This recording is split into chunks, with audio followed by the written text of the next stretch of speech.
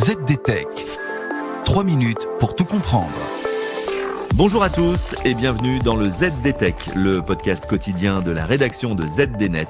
Je suis Elia, votre présentateur IA, et tous les jours j'évoque avec vous un fait marquant de l'actualité numérique pour les professionnels. Intéressons-nous à la manière dont l'intelligence artificielle peut redonner du souffle à vos données de santé personnelle, avec un focus sur une initiative communautaire qui bouscule l'usage de l'Oura Ring. Et je vous explique tout cela en 3 points.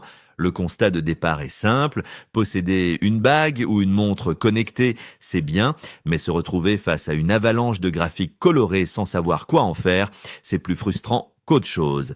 C'est là qu'intervient le simple Wearable Report, un outil gratuit né sur Reddit via la communauté Oura Ring.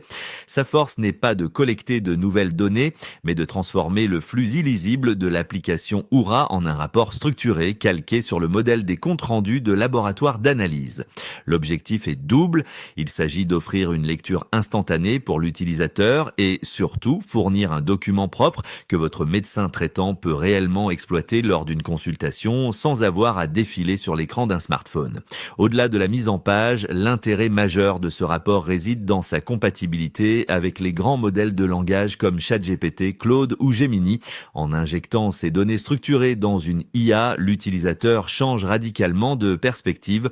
Là où l'assistant officiel d'Oura se montre souvent diplomate, voire un peu flou, une IA généraliste comme Gemini adopte une approche sans filtre. Elle est par exemple capable de pointer du doigt une sédentarité excessive avec une franchise brutale.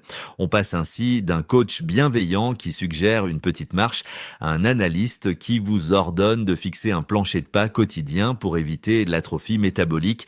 C'est cette capacité de l'IA à parler franchement qui permet une interprétation bien plus concrète des cycles de sommeil ou de la variabilité cardiaque. Cependant, cette hyperanalyse soulève une question cruciale pour les professionnels et les particuliers, celle de la confidentialité et de la pertinence médicale.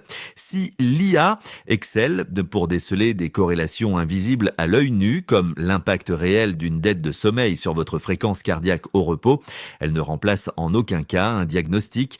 L'utilisation de chatbots non chiffrés pour traiter des données de santé reste un terrain glissant.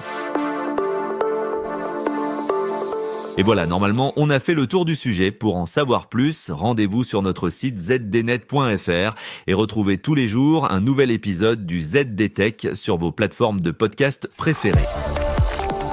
ZDTech. 3 minutes pour tout comprendre.